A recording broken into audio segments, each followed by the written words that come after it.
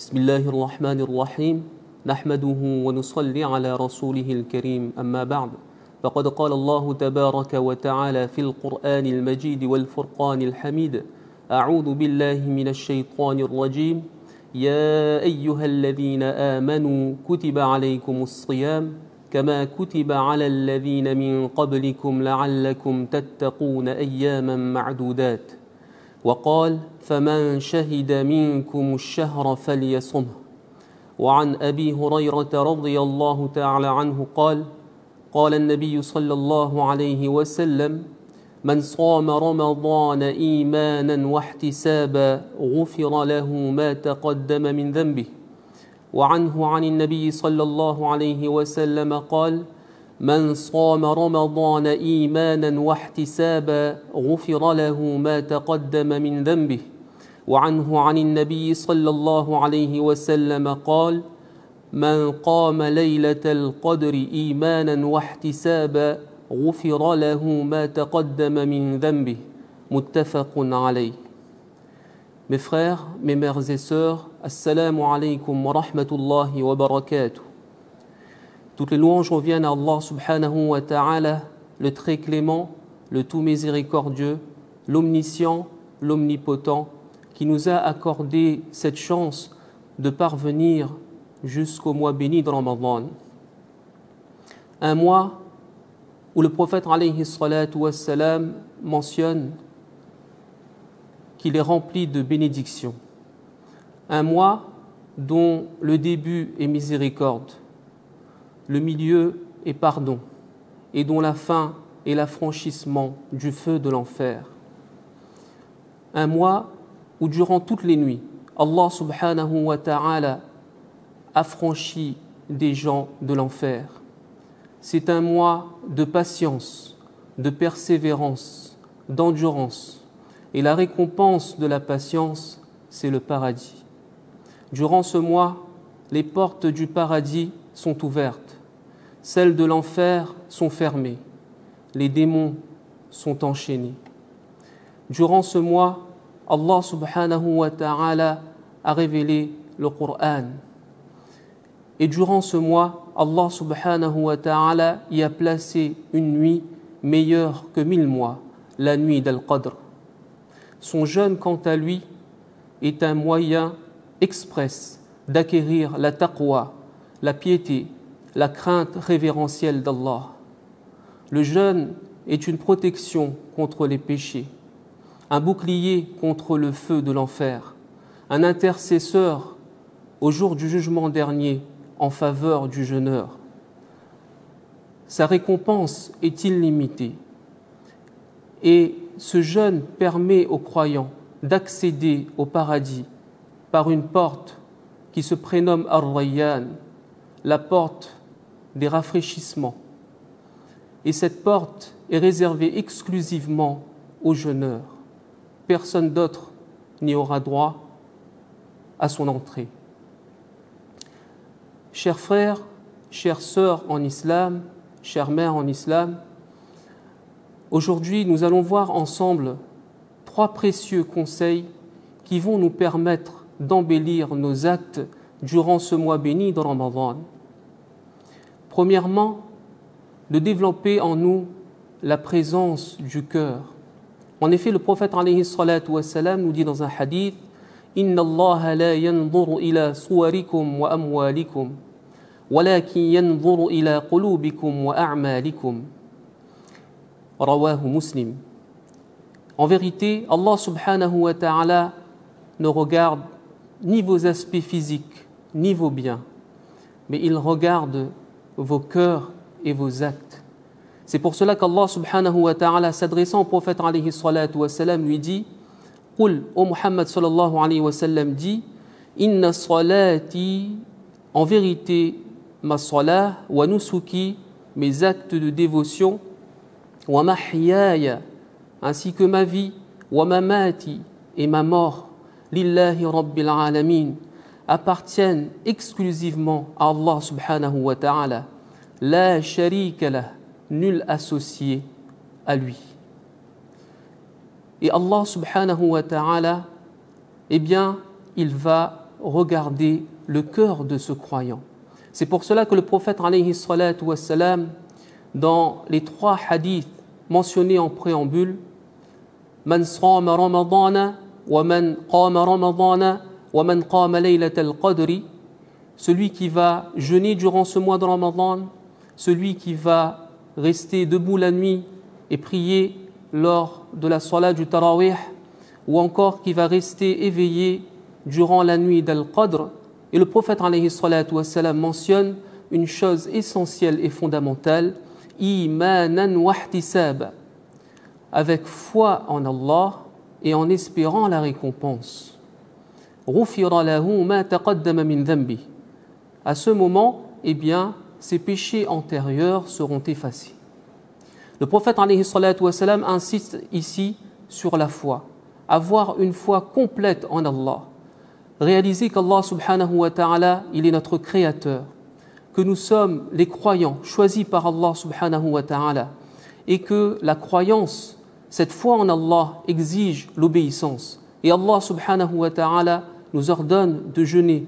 Donc, par cette injonction divine, nous nous mettons à jeûner. Au moment où nous allons accomplir l'action, pendant l'action, à la fin de l'action, eh bien, nous devons analyser notre cœur. Avant l'action, innamal a'malu binniyat. Le prophète alayhi salatu wassalam nous dit que les actes ne valent que par les intentions. De s'assurer que l'on jeûne uniquement pour la satisfaction et le plaisir d'Allah subhanahu wa ta'ala. Au moment d'accomplir la salat de tarawih, que nous l'accomplissons uniquement pour la satisfaction d'Allah. Et lorsque nous veillons la nuit de Laylatul Qadr, de la même manière, eh bien, nous devons vérifier notre intention, exclusivement faire plaisir à Allah subhanahu wa ta'ala. Pendant l'action, le croyant doit préserver son cœur de toute forme d'ostentation, de fierté, d'orgueil. Et pour cela, donc, il se doit de vérifier que pendant cette action, il l'accomplit uniquement pour le plaisir d'Allah. Et à la fin de l'action, il doit, encore une fois, analyser son cœur. Et son cœur doit être entre la crainte et l'espoir. La crainte que de par ses manquements, eh bien Allah subhanahu wa ta'ala pourrait éventuellement rejeter son action. Et il serait par la suite parmi les réprouvés. Et garder l'espoir également qu'Allah subhanahu wa ta'ala, malgré les manquements, par sa grâce et sa bonté divine, agrée nos actes, et à ce moment-là, nous serons parmi les rapprochés d'Allah. Si nous allons agir de la sorte, eh bien, notre jeûne ainsi que nos salahs et tous nos actes d'adoration auront un autre sens. Et à ce moment, eh bien, le prophète alayhi salatu wassalam, il nous dit « Ghufira lahu ma taqaddama min dhanbi » nous aurons obtenu donc l'effacement de nos péchés antérieurs. Le deuxième conseil, eh bien, c'est le fait de faire preuve de retenue face aux actes de désobéissance, face aux interdits. Le prophète alayhi salatu wassalam nous dit dans un hadith, celui qui ne délaisse pas le mensonge et les actes qui s'y apprêtent, Allah n'a que faire du fait que ce jeûneur délaisse sa nourriture ou encore sa boisson. On voit ici que le jeûne ne s'arrête pas au jeûne du ventre, mais Allah subhanahu wa ta'ala attend de nous que chaque membre de notre corps jeûne. Et le prophète alayhi salatu wassalam, dans un hadith mentionné dans Bukhari et Muslim, va attirer notre attention pour que l'on cible un organe précis afin que tous les membres de notre corps puissent être en adéquation avec ce que Allah subhanahu wa ta'ala agrée. Le prophète alayhi salatu wassalam nous dit « Ala wa inna fil jasadi mudghah » Sachez que dans le corps, il y a un morceau de chair. « Idha saluhat saluhal jasadu kullu » Si ce morceau de chair est bon, tout le corps sera bon. « Wa idha fasadat fasadal jasadu kullu » si ce morceau de chair est mauvais, tout le corps sera mauvais. Ala wa hiya al-qalb. Sachez que ce morceau de chair, eh bien, c'est le cœur. Chacun et chacune d'entre nous doit impérativement accomplir le jeûne du cœur. Et pour cela, il incombe à chacun d'entre nous d'enlever les maladies spirituelles de nos cœurs, telles que la fierté, l'orgueil, la colère, la haine, la rancune, qui sont des voiles à la spiritualité. Lorsque l'on va faire cet effort d'enlever tous ces maux spirituels de nos cœurs, eh bien, à ce moment-là, il nous sera facile d'accomplir les actes d'adoration et tout le reste des membres de notre corps va suivre ce chemin. Nous voyons dans ce hadith que le prophète alayhi salatu wa salam nous dit que celui qui aura un cœur pur, un cœur bon, eh bien tous ses membres vont aller dans ce sens. C'est-à-dire que cette personne aura cette facilité de préserver son regard, cette facilité de préserver ses paroles, ainsi que son écoute. Tous ses sens seront en adéquation avec les injonctions d'Allah subhanahu wa ta'ala. Donc Allah subhanahu wa ta'ala, à travers ce hadith du prophète alayhi salatu wa salam, attire notre attention sur l'importance de préserver ce cœur. Et de cette manière, chaque membre de notre corps sera préservé. Nous allons occuper notre vue à travers la lecture dans le mushaf. Nous allons occuper notre langue dans le dhikrullah, dans le rappel d'Allah tabaraka wa ta'ala.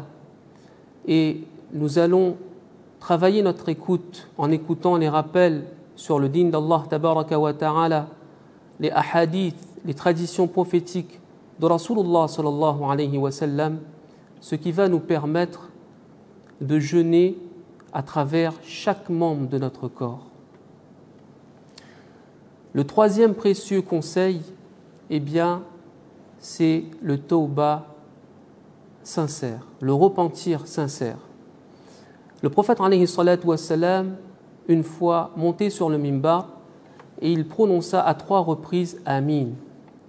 Lorsque les compagnons radiyallahu anhum demandèrent à Rasulullah sallallahu alayhi wa sallam la raison de cela, eh bien il répondit que Jibril alayhi salatu wa salam est venu à moi. Il fit cette invocation: malheur à celui qui passe ce mois de Ramadan sans se faire pardonner. Il s'éloigne d'Allah et il entre en enfer. Le prophète alayhi salatu wa salam dit Amin. Nous avons ici la formulation de l'invocation de Jibril alayhi salatu wa salam. Nous avons le Amin de Rasulullah sallallahu alayhi wa sallam. Tout cela pour interpeller la conscience des croyants que durant ce mois béni de Ramadan, c'est une chance unique où Allah subhanahu wa ta'ala a placé tous les éléments qui vont nous permettre d'obtenir eh bien, le pardon d'Allah subhanahu wa ta'ala. Également, le prophète sallallahu alayhi wa sallam mentionne dans un hadith: Kullu bani Adama khatta'un. Chaque enfant d'Adam commet des erreurs. Wa khayrul khatta'in at-tawwabun. Et parmi ceux qui commettent des erreurs, les meilleurs sont ceux qui se repentent. Le prophète alayhi salatu wa salam nous dit également: lorsque le croyant commet un péché, un point noir se forme sur son cœur.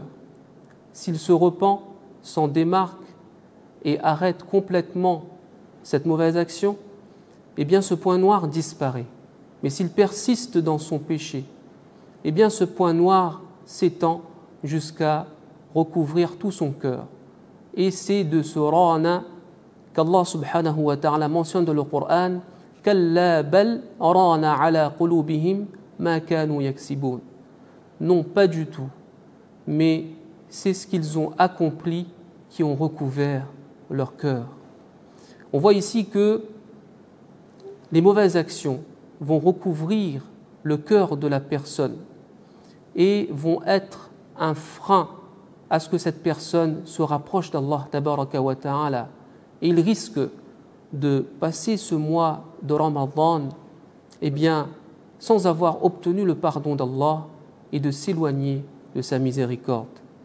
Allah subhanahu wa ta'ala, lorsqu'il nous parle du repentir dans le Coran, il nous dit « Ya ayyuhalladhina amanu » vous qui portez la foi, « Toubu ilallahi tawbatan nasuha » repentez-vous auprès d'Allah d'un repentir sincère.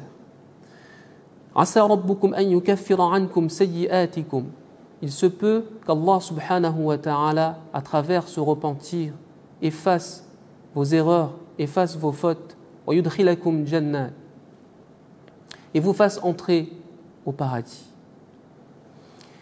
Imam Nawawi rahimahullah mentionne 3 conditions pour que notre repentir sincère soit agréé.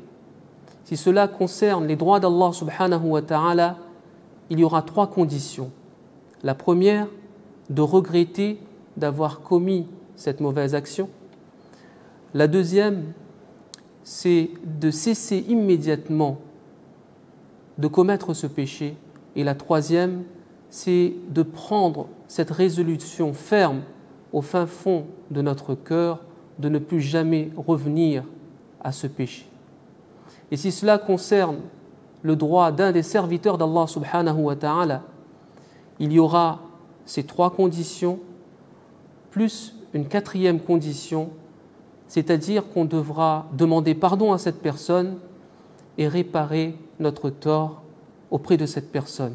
Par exemple, si on a pris injustement un bien quelconque de cette personne, on devra restituer à cette personne ce bien impérativement, afin qu'Allah subhanahu wa ta'ala nous pardonne.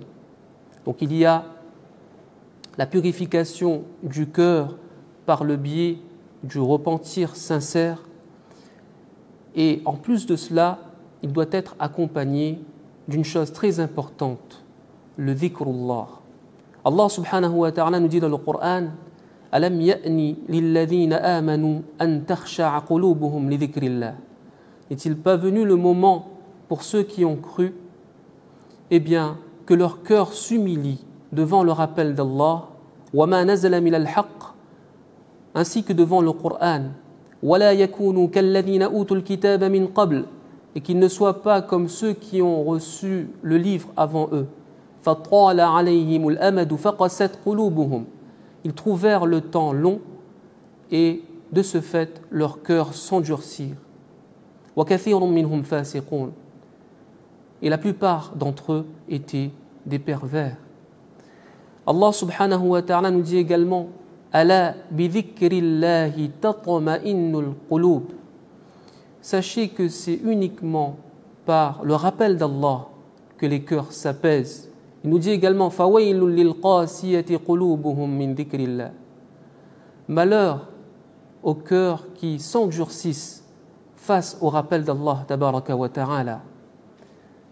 Enfin, Allah subhanahu wa ta'ala nous dit également innamal mu'minun, les vrais croyants, alladhina idha dhukira Allah, sont ceux qui, lorsque le nom d'Allah subhanahu wa ta'ala est mentionné, wajilat qulubuhum, leur cœur frémissent, wa idha tuliyat alayhim ayatuh, et lorsque les versets de leur Seigneur, le Coran, sont récités devant eux, zadatuhum imana, la lumière de leur foi augmente, wa ala rabbihim yatawakkalun, et ils placent toute leur confiance en Allah subhanahu wa ta'ala. À travers le repentir sincère et à travers le dhikrullah, nous allons pouvoir nous rapprocher d'Allah subhanahu wa ta'ala et embellir nos actes durant ce mois béni de Ramadan. Qu'Allah subhanahu wa ta'ala nous aide durant ce mois béni de Ramadan à purifier nos cœurs, qu'Allah subhanahu wa ta'ala nous accorde à tous son pardon et qu'Allah subhanahu wa ta'ala fasse que chacun et chacune d'entre nous accède au paradis. Amin ya rabbal alamin wa akhiru da'wana anil hamdulillahi rabbil alamin.